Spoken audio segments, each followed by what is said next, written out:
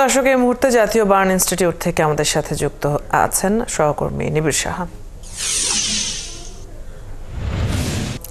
নিবিড়, অগ্নিদগ্ধ যারা হয়েছেন সেই আহতদের শারীরিক অবস্থা নিয়ে নতুন কোনো আপডেট কি চিকিৎসকরা দিলেন কিনা?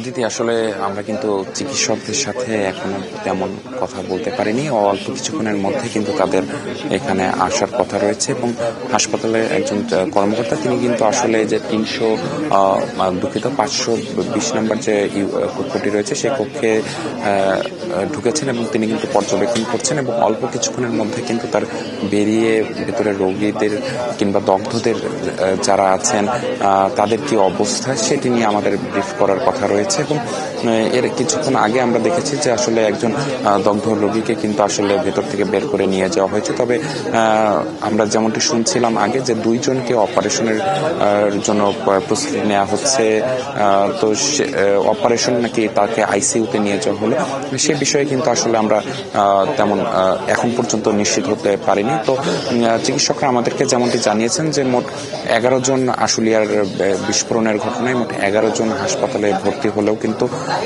3 জনের অবস্থা কিন্তু তেমন গুরুতর নয়। তবে বাকি 8 জনের অবস্থা কিন্তু বেশ গুরুতর এবং 8 জনের ভেতরে কিন্তু 2 জনের অবস্থা চিকিৎসকরা বলছেন অধিক গুরুতর, কেননা চিকিৎসা শাস্ত্রে 18 থেকে 20% ওপরে পুড়ে গেলে কিন্তু আসলে তাকে আশঙ্কাজনক হিসেবে ধরা হয়। সেখানে আসলে এখানে যারা রোগীরা ভর্তি হয়েছেন তাদের 2 জনের 32 বছর বয়সী 2 জন নারী পুরুষের একজনের কিন্তু আসলে 95% আর একজনের 99% পুড়ে গেছে। এছাড়াও কিন্তু আসলে যে চিত্র সেটি কিন্তু আসলে বেশ মারাত্মক, যার কারণে কিন্তু আসলে তাদেরকে এখানে আশঙ্কাজনক হিসেবে ধরা হচ্ছে। তো আসলে আমরা যেমনটি খবর পেয়েছি যে আসলে হাসপাতালের যিনি পরিচালক আছেন তিনি কিছুক্ষণের মধ্যে এখানে আসার কথা রয়েছে। পাশাপাশি চিকিৎসক কিংবা কর্মকর্তাদেরকেও আমাদের বিস্তারিত যদি তুলে ধরেন তখন হয়তো আমরা পূর্ণাঙ্গ চিত্রটি জানাতে পারবো। এবং জানিয়ে রাখি যে আসলে রাত 12টার দিকে কিন্তু আসলে যখন এই যে দগ্ধদের হাসপাতালে নিয়ে আসা হয় তারপরেই আমরা দেখেছি যে আসলে এই মুহূর্তে আমরা দেখছি যে আসলে চিকিৎসকরাও কিন্তু ভেতর থেকে বেরিয়ে এসেছেন। তো আমরা অবশ্যই তার কাছ থেকে একটু জানার চেষ্টা করব যে আসলে কি অবস্থা ভেতরে যারা দগ্ধ হয়েছেন, কেননা 11 জনের ভেতরে আমরা যেমন খবর পাচ্ছিলাম যে আসলে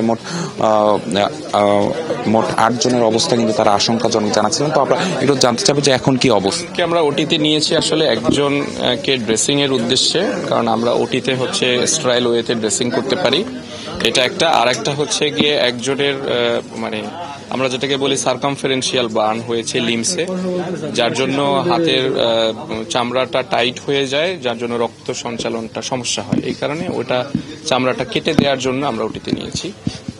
আরেকজনকে হচ্ছে ড্রেসিং এর জন্য ওটিতে নেওয়া হয়েছে। আর একজন রোগীকে আমরা সোয়াইদ, বাচ্চার বয়স হচ্ছে 4 বছর, ওকে আমরা আইসিইউতে শিফট করেছি, ও 27% পুড়েছে। আর বাকি 2 জন রোগী আছে, তাদের অবস্থা খুবই আশঙ্কাজনক অবস্থায় আছেন। একজন হচ্ছে 99% পুড়েছে এবং আরেকজন হচ্ছে 95%। তো ওনাদেরকে আমরা এইচডিইউতে শিফট করছি। আর বাকি আরো 2 জন রোগীকে আমরা এইচডিইউতে শিফট করছি। আর 2 জন রোগীকে আমরা ছুটি দেওয়ার মতো, কিন্তু আপাতত আমরা ওনাদেরকে এখানে অবজারভেশনে রেখে চিকিৎসা চলমান রাখবো। হয়তো ওনাদের ব্যাপারে আমরা আগামীকালকে সিদ্ধান্ত নিব। আর বাকি 3 জন রোগীকে হচ্ছে আমরা পোস্ট অপারেটিভ ওয়ার্ডে রেখে চিকিৎসা চলমান রেখেছি। আমরা সকাল থেকে এখানে অবস্থান করছি, যারা স্বজন তারা বলছিলেন যে ডাক্তার তারা দেখতে পাননি, সকাল থেকে ওখানে আসছেন কোনো ডাক্তার ছিল না।